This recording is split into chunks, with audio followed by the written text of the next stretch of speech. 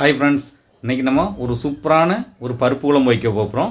வாங்க எப்படி செய்கிறதுன்னு பார்த்துடலாம். வீடியோக்குள்ளே போக முன்னாடி நம்ம சேனலை ஃபஸ்ட் டைம் பார்க்கணும்னா சப்ஸ்கிரைப் பண்ணிவிடுங்க. பக்கத்தில் இருக்க பெல் ஐக்கானையும் கிளிக் பண்ணிக்கிடுங்க. அப்போ தான் நான் போடக்கூடிய வீடியோஸ்லாம் உடனுக்குடன் நோட்டிஃபிகேஷன் வரும். வாங்க வீடியோக்குள்ளே போகலாம். ஒரு கப்பில் கொஞ்சம் துவரம் பருப்பு எடுத்துருக்கேன், அதை சேர்த்துப்போம். அதே மாதிரி சிறுபருப்பு எடுத்துருக்கேன், அதையும் இதில் சேர்த்துப்போம். ஒரே அளவு தான்.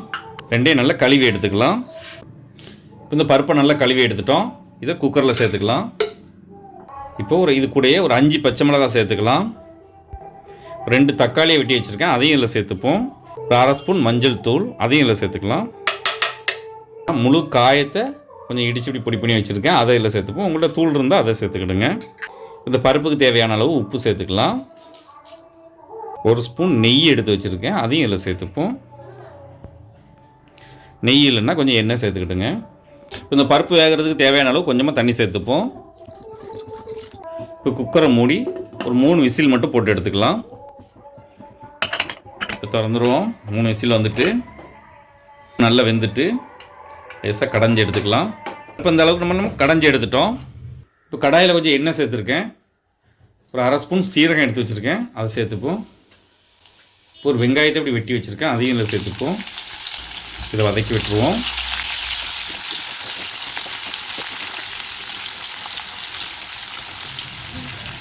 ஒரு 2 வத்தல் எடுத்துருக்கேன், அதை இதில் சேர்த்துருவோம். இந்த அளவுக்கு நல்லா வறுத்து விட்டோம். இப்போ நான் ஒரு 10 பல் பூண்டு எடுத்து இப்படி 1 பாதியமாக தட்டி வச்சுருக்கேன், அதையும் இதில் சேர்த்துப்போம். இதையும் நல்லா வதக்கி விட்டுருவோம். இப்போ பூண்டு இந்த அளவுக்கு வதக்கிட்டோம். இப்போ நான் ஒரு பாதி தக்காளி இப்படி பொடி பொடியாக கட் பண்ணி வச்சுருக்கேன், அதை இதில் சேர்த்துக்கிறேன். கொஞ்சம் கருவேப்பிலை, அதையும் இதில் சேர்த்துக்கலாம். இப்போ இதையும் சேர்த்து நல்லா வதக்கி விட்டுருவோம். அப்புறமா கடைஞ்சி வச்சுருக்க பருப்பை இப்போ இதில் சேர்த்துருவோம். இதை நல்லா மிக்ஸ் பண்ணி விட்டுருவோம். நான் ஒரு சொட்டு தண்ணியும் சேர்த்துருக்கேன். இப்போ நல்லா மிக்ஸ் பண்ணி விட்டோம். இப்போ நம்ம அடுத்தால இன்னொரு தாளிச்சிக்கலாம். இப்போ ஒரு சின்ன வானலில் கொஞ்சம் எண்ணெய் சேர்த்துருக்கேன், அதில் கொஞ்சமாக கடுகு சேர்த்துப்போம். இப்போ கடுகு பொரிஞ்சிட்டு இப்போ இதில் கொஞ்சமாக வத்தல் தூள் நம்ம சேர்த்துக்கலாம். கூடவே கொஞ்சம் கொத்தமல்லி இலையும் சேர்த்துக்குவோம். இப்போ எடுத்துருவோம்.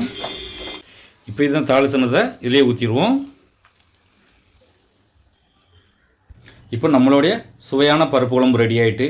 இது ரொம்பவே டேஸ்ட்டாக இருக்கும். நீங்களும் ஒரு ட்ரிப் வீட்டில் ட்ரை பண்ணி பாருங்கள். எப்படி இருந்துச்சுன்னு கமெண்ட்டில் சொல்லுங்கள்.